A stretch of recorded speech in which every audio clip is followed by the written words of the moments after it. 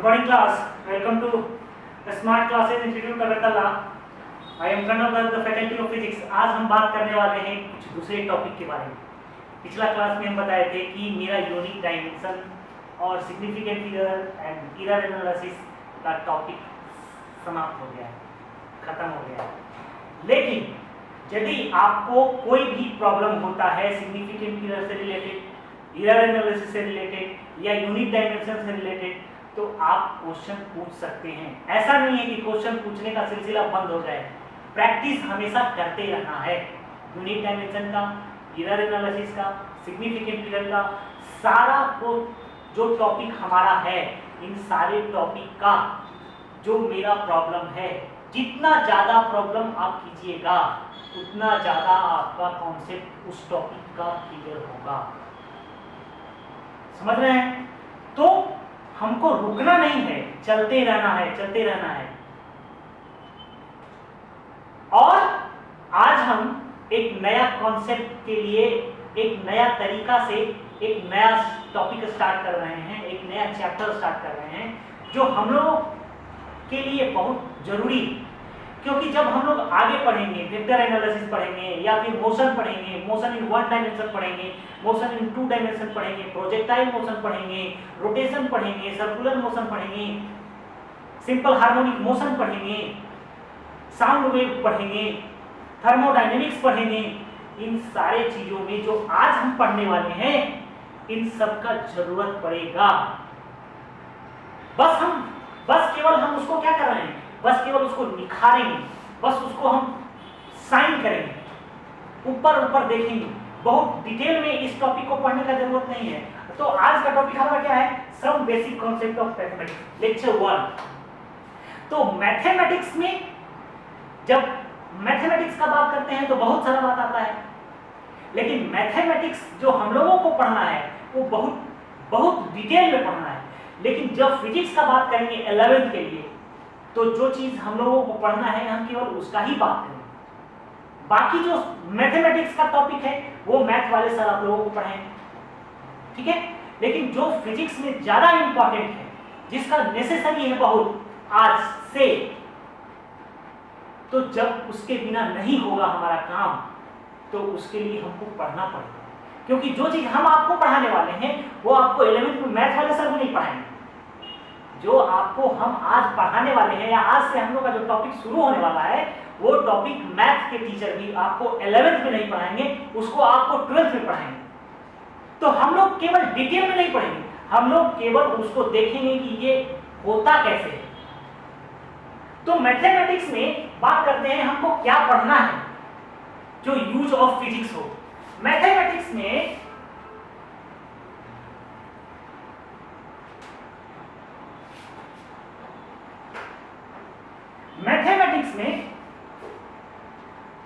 क्या क्या ऐसा चीज है जो हमको फिजिक्स में यूज होगा 11th क्लास में. 12th में भी यूज होता है ये सारा चीज. तो सबसे ज्यादा इंपॉर्टेंट मैथमेटिक्स किस पर है? सबसे ज्यादा इंपॉर्टेंट है जो हम लोग को पढ़ना है वो क्या है मैथमेटिक्स के लिए? Mathematics calculus. तो हम आज कैलकुलस का बात करेंगे. हम लोग आज कैलकुलस का बात करेंगे. कैलकुलस में हम लोग 3 टॉपिक कम से कम पढ़ेंगे, कम से कम. पहला जो टॉपिक है वो क्या है? Differential calculus. इस डिफरेंशियल कैलकुलस में हम लोग पढ़ेंगे केवल डिफरेंशिएशन. क्या पढ़ेंगे? डिफरेंशिएशन पढ़ेंगे. उसके बाद क्या पढ़ेंगे? उसके बाद पढ़ेंगे maxima minima, maxima and minima. और दूसरा टॉपिक जो हमारा है, जो फर्स्ट टॉपिक के बाद जो दूसरा टॉपिक है वो हमारा है क्या? Integral calculus.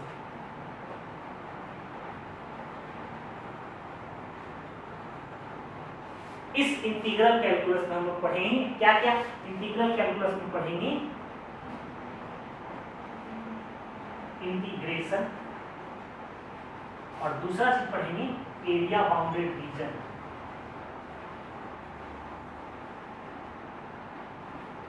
बाय कर्व या एरिया बाउंडेड रीजन, ये 4 चीज हम लोगों को पढ़ना है।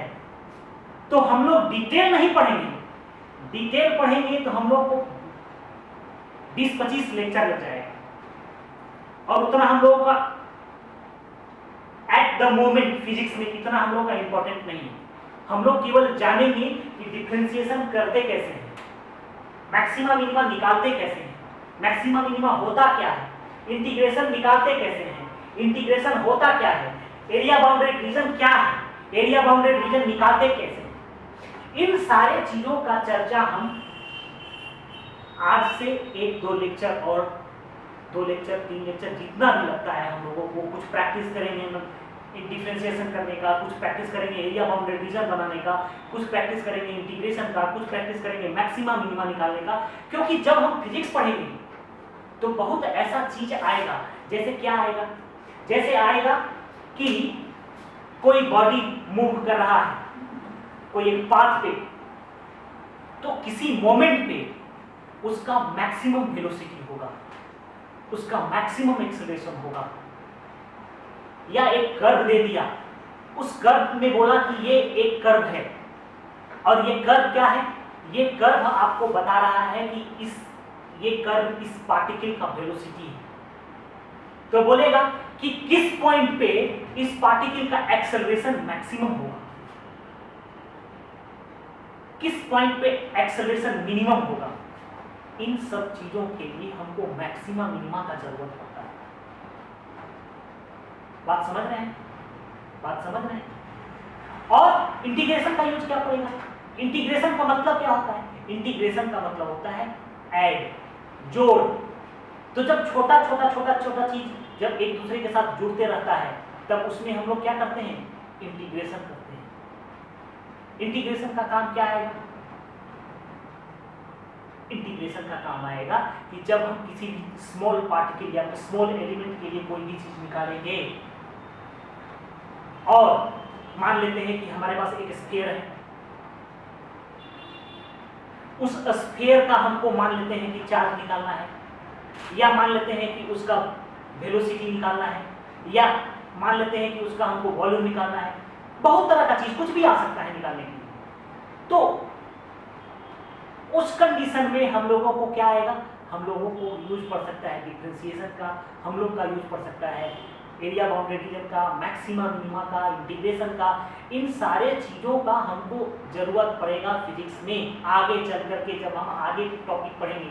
क्योंकि आज के बाद जो भी टॉपिक हम लोगों को पढ़ने के लिए मिलेगा, जब ये टॉपिक हमारा मैथमेटिक्स, कॉन्सेप्ट ऑफ मैथमेटिक्स खत्म हो जाएगा, तो जब हम लोग वेक्टर शुरू करेंगे या मोशन शुरू करेंगे या न्यूटन्स लॉ ऑफ मोशन में जब हम लोग घुसेंगे, प्रवेश करेंगे, इंटर करेंगे, तो हम लोगों को डिफरेंशिएशन, इंटीग्रेशन, ये सब चीज का जरूरत पड़ेगा।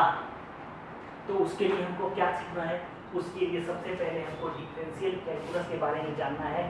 डिफरेंशिएशन का मतलब क्या होता है, डिफरेंशिएशन का मतलब होता है डिफरेंस, घटना, कम होना, अवकलन होना। अवकलन की प्रक्रिया हम लोग हिंदी में बात करेंगे तो अवकलन कहते हैं, हिंदी में डिफरेंस। डिफरेंस क्या है, डिफरेंस का मतलब, डिफरेंस क्या होता है, अंतर। तो उसमें हम लोग क्या करेंगे, डिफरेंशिएशन करेंगे। डिफरेंशिएशन कैसे करते हैं, क्या आता है डिफरेंशिएशन में, कैसे डिफरेंशिएशन का प्रोसेस है, क्या उसका थ्योरी है, हम लोग जानते हैं, हम लोग जानने का कोशिश करते हैं। कहीं कहीं आप लोग दिखे होंगे, क्या देखे होंगे, ऐसा वर्ड dy/dx देखे होंगे, dy/dx। इस तरह का टर्म जो कहलाता है वो डिफरेंशिएशन कहलाता है। तो जब हम लोग इसका बात करेंगे आज, इसी का बात करने वाले हैं आज, डिफरेंशिएशन का फर्स्ट टॉपिक हमारा क्या रहेगा, डिफरेंशिएशन। तो देखिए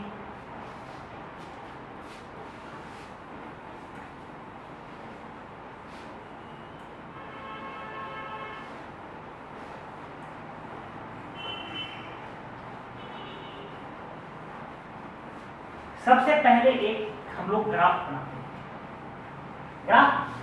ग्राफ बनाने के लिए हमको क्या क्या चाहिए, ग्राफ बनाने के लिए हमको चाहिए एक एक्स एक्सिस और एक वाई एक्सिस, ये तो नेसेसरी है। तो सबसे पहले हम क्या बनाएं, एक ग्राफ के लिए हमको एक एक्स एक्सिस चाहिए और एक y एक्सिस चाहिए। तो ये हमारा क्या होता है y एक्सिस और ये हमारा क्या होता है x एक्सिस। क्लियर है? एक हम ग्राफ बनाएंगे, देखिए एक ग्राफ बनाए, क्या बनाए, एक ग्राफ बनाए। थोड़ा सा इसको और सुधार करते हैं।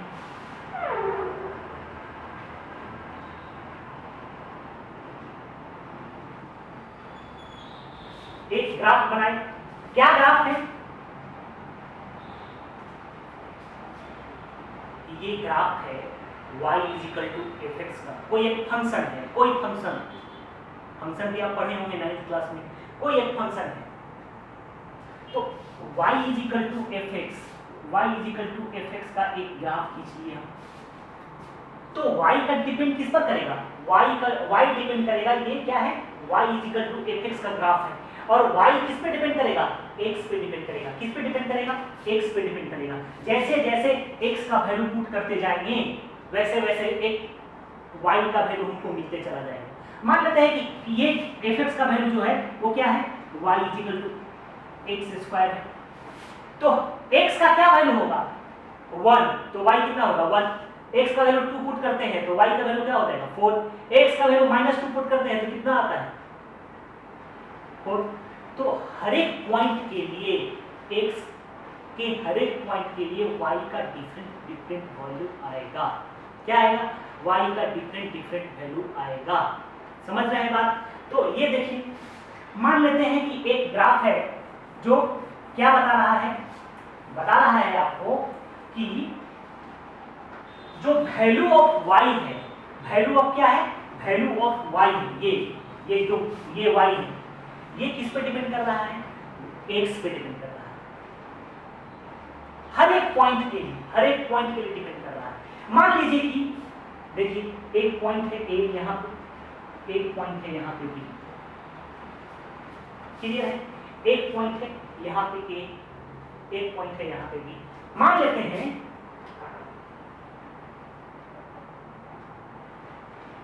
इसका कोऑर्डिनेट है यहां से यहां तक, एक इसका कोऑर्डिनेट है xy।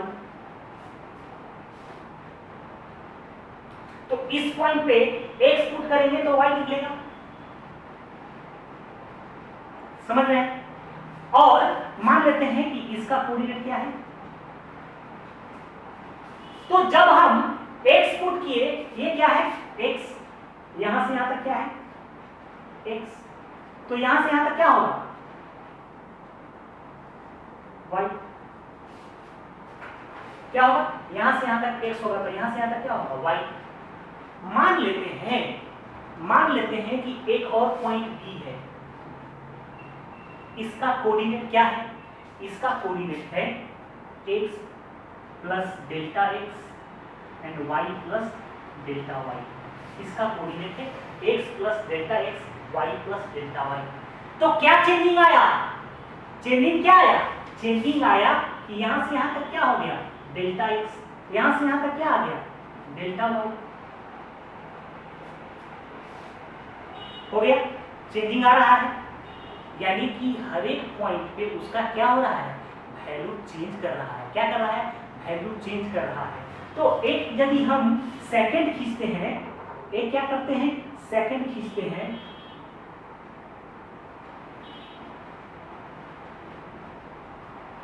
एक हम सेकंड खींचते हैं, मान लेते हैं ये कॉर्ड है इसका, ठीक है। तो जो हम लोगों का डेरिवेटिव देगा, जो हम लोग का स्लोप देगा इस पॉइंट से इस पॉइंट के बीच में, तो हमारा स्लोप क्या होता है, स्लोप हमारा क्या होता है, स्लोप 9th क्लास में भी पढ़े हैं, स्लोप को हम लोग क्या कहते हैं tan थीटा कहते हैं। क्या कहते हैं, tan थीटा कहते हैं ना स्लोप को tan थीटा। तो ये यदि ये है a b और ये मान लेते हैं कि यहाँ से यहाँ तक ये वाला पॉइंट c है, ये पॉइंट c है, तो स्लोप क्या हो जाएगा, स्लोप होता है tan थीटा। और tan थीटा क्या होता है, परपेंडिकुलर बाई बेस। क्या होता है, परपेंडिकुलर बाई बेस। और ये वाला मान लेते हैं कि हमारा क्या है, थीटा है, ठीक है, ये हमारा क्या है थीटा है। तो परपेंडिकुलर बाई बेस, परपेंडिकुलर क्या है BC डिवाइडेड बाई ये क्या है बेस AC। तो क्या है हमारा tan theta is equal to क्या आया BC divided by AC।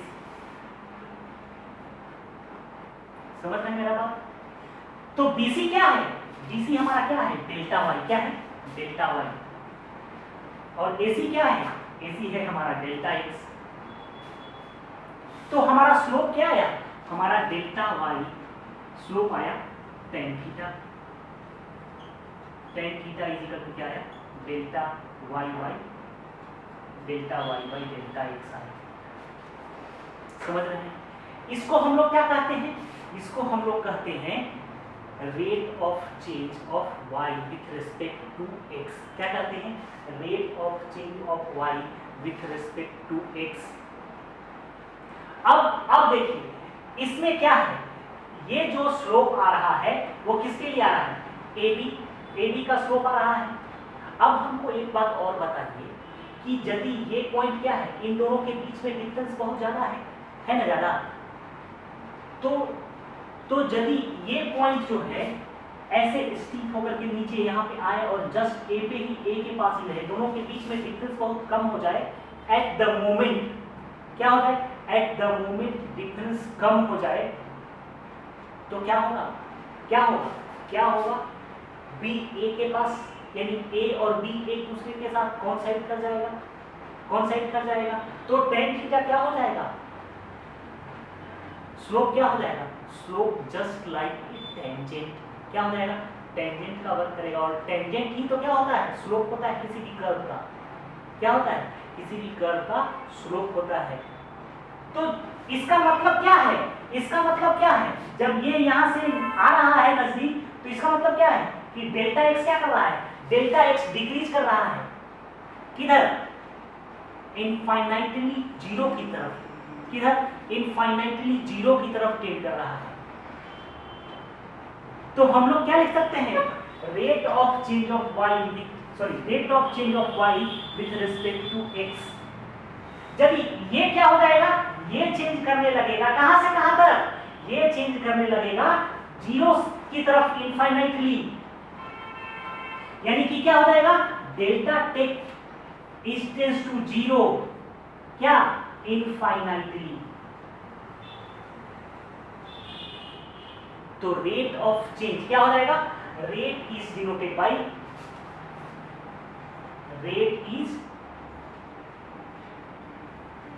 Bye क्या लिखेंगे? dy by dx।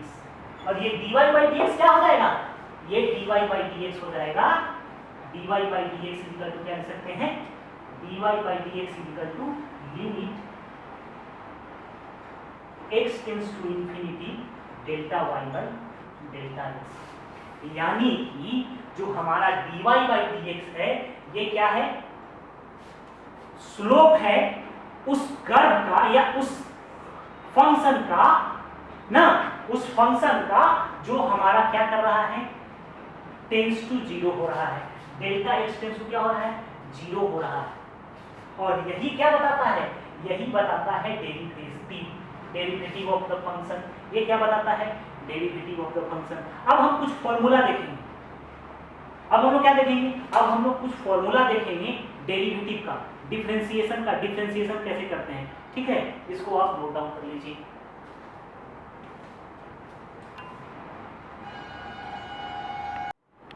तो हम लोग जो आज बात करने वाले हैं वो डिफरेंशिएशन का बात करने वाले हैं। डिफरेंशिएशन में हम आपको क्या बोले? डिफरेंशिएशन में हमको बोले, इंटीग्रेशन में भी हम आपको बोलेंगे वही बात कि आपको केवल फॉर्मूला याद रखना है और कैसे डिफरेंशिएशन निकाला जाता है वो याद रखना है।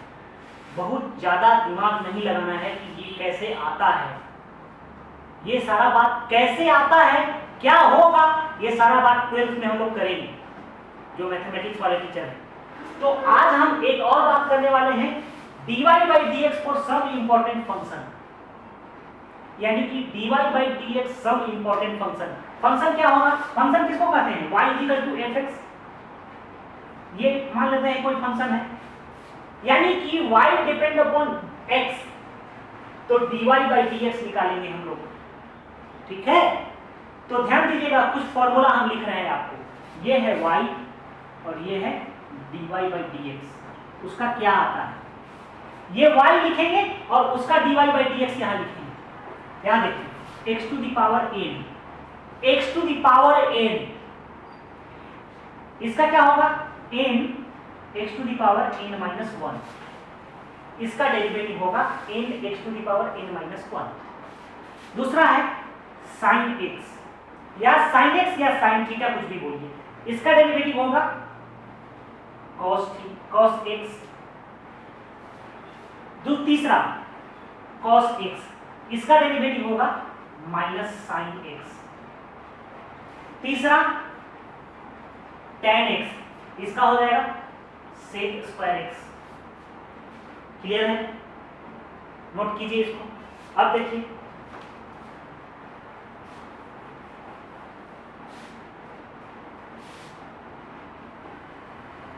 y dy by dx क्या तक है 1 2 3 4 5, क्या है tan के बाद क्या होता है cot x का हो जाएगा minus cosec square x। Sine cos तो आप लोग पढ़े हैं ना 10th 9th में, ठीक है? तो इसका केवल याद रखना है डेरिवेटिव की कितना होता है dy by dx। y यदि दिया हुआ है ये तो dy by dx ये होगा, ठीक है? cos के cot के बाद क्या होता है, cot के बाद होता है sec x। sec x का क्या होगा, sec x का हो जाएगा sec x into tan x। उसके बाद क्या बचा cosec x, क्या बचा cosec x का क्या हो जाएगा minus cosec x into cot x। ठीक है, कोई दिक्कत यहां तक? ये केवल याद रखना है, ये केवल क्या करना है, याद रखना है। फिर क्या है ln x, ln और log में डिफरेंट है, ठीक है? ln और log में थोड़ा डिफरेंट होता है। क्या होता है ln का मतलब होता है log पावर बेस e, और log का मतलब होता है कहीं भी कि आप बेस क्या देना चाहते हैं। कभी बेस 10 भी मिलेगा, कभी log बेस 5 भी मिलेगा, आप जो बेस देना चाहते हैं वो हो जाएगा। लेकिन बेसिकली हम लोग क्या यूज करते हैं, बेसिकली जब भी log का यूज करेंगे तो log बेस 10 ही यूज करते हैं, या नॉर्मल भाषा में log को log ही पढ़ा जाए, लोग समझता है। मेन टाइप जो हम लोग का है वो यही है, कभी log बोलते हैं कभी log बोलते हैं, लेकिन log में क्या होता है बेस 10 बेस 5 बेस x कुछ भी यूज कर सकते हैं, लेकिन log में हमेशा log का जो बेस होगा वो क्या होगा e होगा। तो ln x का क्या होता है, ln x का होता है डिफरेंशिएशन 1/x। क्या होता है 1/x। उसके बाद क्या होगा e to the power x, इसका डिफरेंशिएशन होता है e to the power x, और एक है a टू पावर x, इसका होता है a to the power x into log a base e। हमेशा ये याद रखना है, इतना फॉर्मूला, ये फॉर्मूला आपको हमेशा याद रखना है। और जितना भी प्रॉब्लम हम लोग करने वाले हैं, जितना सारा प्रॉब्लम करने वाले हैं, इसी फॉर्मूला पे बेस्ड रहेगा। ये तो कुछ इंपॉर्टेंट फंक्शन है। अब हम लोग कुछ कंपोजिट फंक्शन का डेरिवेटिव देख लेते हैं। क्या करते हैं, कुछ कंपोजिट फंक्शन का डेरिवेटिव देख लेते हैं। इसको आप नोट डाउन कर लीजिए। क्लियर है? ठीक, इसको नोट डाउन कीजिए, उसके बाद मिटाते हैं।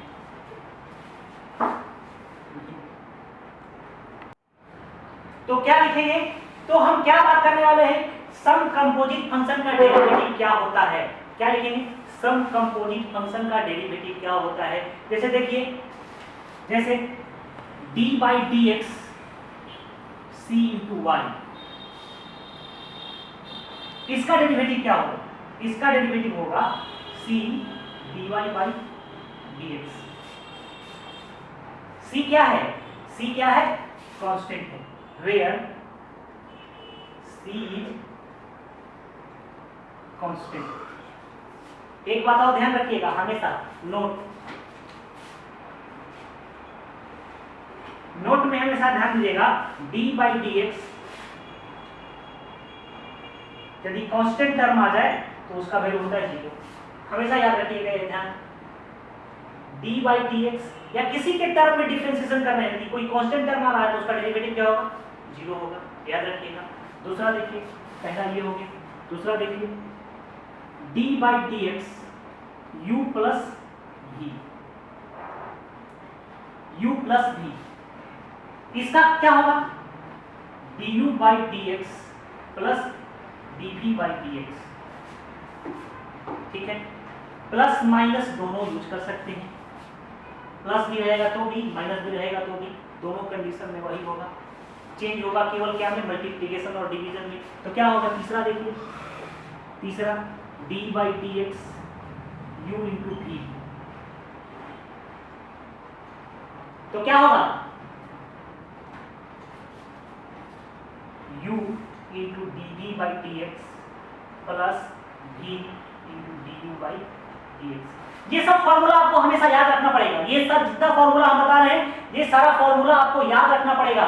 हम प्रैक्टिस करेंगे क्वेश्चन का, हम लोग कुछ क्वेश्चन का प्रैक्टिस करने वाले हैं, तब हम समझ जाएंगे कि कैसे हमको करना है। अब देखिए 4 d by D x u divided by v।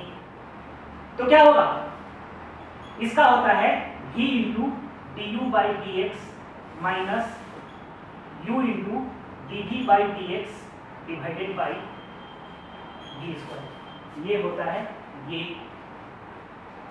ठीक है। ये हो गया 1 d by D x c y का c d y by D x, d by D x u plus minus v क्या लिखेंगे, तो d you by D x plus minus d d by D x, d by D x you into v, u into d by D x v d you by D x. अब देखिए हम आपको बता रहे हैं क्या है, d by D x u dot v यानी यू इंटू वी, यानी कि first term into second term का derivation plus second term into first term का डेरिवेशन। अब जब u बाई v का लिखते हैं तो क्या आता है, सेकेंड टर्म यानी नीचे वाला term denominator into du by dx, numerator का डिफरेंशिएशन, फिर न्यूमरेटर इंटू डिनोमिनेटर का डिफरेंशिएशन डिवाइडेड बाई डिनोमिनेटर का होल स्क्वायर। और एक और लास्ट देखिए dy by dx is equal to लिख सकते हैं dy by du into du by dx, ये लिख सकते हैं हम लोग। और ये वाला इंपॉर्टेंट है बहुत, क्या है इंपॉर्टेंट है, ये हम लोग यूज करेंगे चेन रूल में, चेन रूल में यूज करेंगे, ये हम लोग चेन रूल में यूज करेंगे। अब ध्यान से देखिए du से du कट जाएगा तो क्या बचेगा, dy बाई dx बचेगा। इसका यूज हम लोग इसलिए करेंगे चेन रूल में यूज करने वाले हैं, क्यों, क्योंकि कभी कभी ऐसा फंक्शन आएगा कि डायरेक्ट x के टर्म में उसका डिफरेंशिएशन नहीं कर सकते हैं, डायरेक्ट x के टर्म में डिफरेंशिएशन नहीं कर सकते हैं, ठीक है। इन सारे चीजों का चर्चा हम आपके साथ आज करेंगे, जितना बन सकता है क्वेश्चन बनाने का कोशिश करते हैं।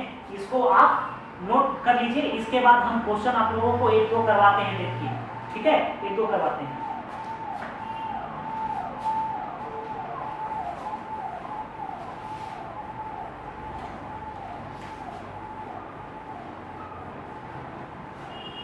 देखिए जैसे जैसे क्या है क्वेश्चन, सबसे पहले डेरिवेटिव निकालने के लिए मान लेते हैं y is equal to x square किया, इसका डिफरेंशिएशन करना है हमको, तो क्या करेंगे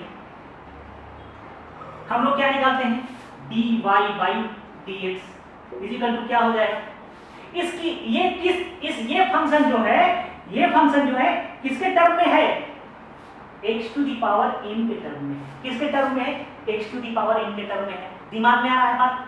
और x to the power n का डेरिवेटिव क्या होता है, फॉर्मूला सबसे पहला फॉर्मूला होता है, x to the power n का डेरिवेटिव होता है, यदि dy बाई dx निकालें तो क्या लिखते हैं n x to the power n minus 1, क्या लिखते हैं n x to the power n minus 1।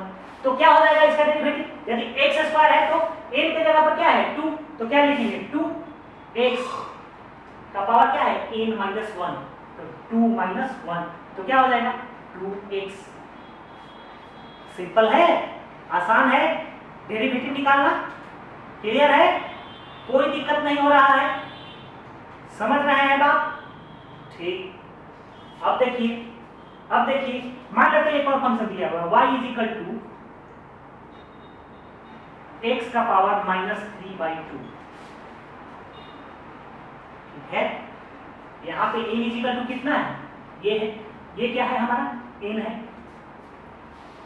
तो क्या होगा y is equal to x to the power n का क्या होता है nx to the power n minus 1, ये फॉर्मूला यूज करते हैं।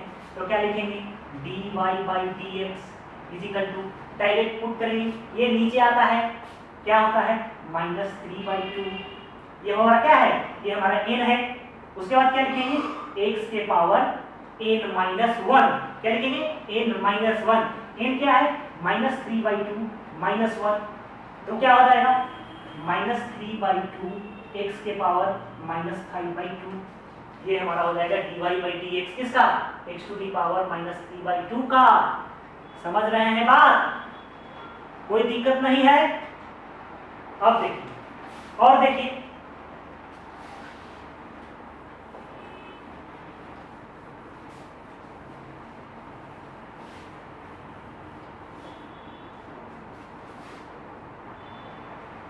y is equal to x cube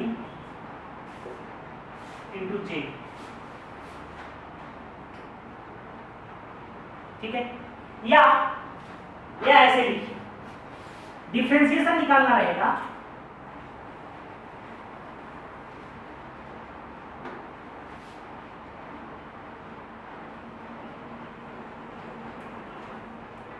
y is equal to x square z cube, ठीक है, ये डिफरेंशिएशन, ये हमारा फंक्शन है। इस फंक्शन का हमको क्या निकालना है, हमको निकालना है dy बाई dx। क्लियर है, कोई दिक्कत नहीं है। अब देखिए मेरा बात यहाँ, एक बेसिक बात समझिए, यहाँ क्या है, क्या डेरिवेटिव हमको निकालना है, किसका डेरिवेटिव निकालना है y is equal to, function क्या देगा ये, किसके रेस्पेक्ट में, x के रेस्पेक्ट में। हमेशा ये बात ध्यान रखना है कि जब dy बाई dx का बात करेंगे तो इसका डेरिवेटिव निकालना है, y का डेरिवेटिव निकालना है x के रेस्पेक्ट में। यदि यही पूछ देता dy बाई dz तो y का डिफरेंशिएशन निकालना है z के रेस्पेक्ट में, किसके रेस्पेक्ट में, z के रेस्पेक्ट में। बात समझ रहे हैं, ठीक है। तो हम लोग यहाँ क्या करेंगे, y का डिफरेंशिएशन निकालना है x के रिस्पेक्ट में। तो जब y का डिफरेंशिएशन निकालना है x के रिस्पेक्ट में, तो यहाँ पे क्या होगा, यहाँ पे ये वाला टर्म क्या हो जाएगा, ये वाला टर्म हो जाएगा कांस्टेंट, क्या हो जाएगा कांस्टेंट। क्लियर है, कोई दिक्कत नहीं है। तो क्या लिखेंगे dy बाई dx, क्या बताए थे d बाई dx cy का डिफरेंशिएशन, c को बाहर निकाल देते हैं, कांस्टेंट टर्म को क्या करते हैं बाहर निकाल देते हैं। तो यहाँ पे भी क्या हो जाएगा zq तो बाहर निकल जाएगा, बचेगा क्या x स्क्वायर। तो क्या लिखेंगे d by dx into x square, और ये किसका है x to the power n का, x to the power n जैसा फंक्शन है, तो इसका क्या हो जाएगा zq इंटू एक्स स्क्वायर का क्या होगा 2x। तो क्या हो जाएगा dy by dx, dy by dx हो जाएगा आपका 2xz। क्लियर है। अब देखते हैं कंपोजिट फंक्शन का कुछ और फंक्शन, देखिए क्या हो जाएगा, इसको लिख लीजिए dy by dx is equal to 2xz3, ठीक है, यहां तक इसको नोट कर लीजिए। अब देखिए एक और फंक्शन दिया हुआ है y is equal to sin x plus cos x, ये दिया हुआ है, इसका डिफरेंशिएशन निकालना है। तो क्या करेंगे dy by dx is equal to क्या हो जाएगा d by dx, u into v का टर्म है, ये क्या है u है और ये क्या है v है हमारा, यानी u प्लस v का टर्म है। तो अलग अलग डिफरेंशिएशन कर देंगे, तो क्या करेंगे d by dx sin x plus d by dx cos x, और sin x का डिफरेंशिएशन क्या होता है, sin x का डिफरेंशिएशन होता है cos x और प्लस cos x का डिफरेंशिएशन क्या होता है माइनस sin x, क्या होता है माइनस sin x। हम फॉर्मूला सारा लिखवाए हैं आपको, क्या होता है माइनस sin x। तो क्या हो जाएगा dy by dx equal to हो जाएगा cos x minus sin x। Clear है, यहां तक समझ में आ रहा है बात। अब एक चीज और देखिए, प्लस प्लस का बता दिए, अब थोड़ा मल्टीप्लिकेशन कर देखिए।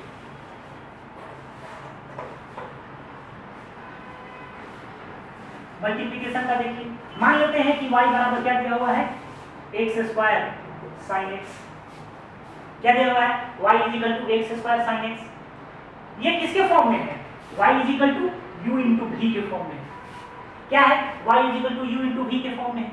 इसका डिफरेंशिएशन क्या करते थे, इसके लिए क्या करते थे, इसके लिए करते थे dy by D x is equal to u या v into du by D x plus u into dv by D x, यही करते थे।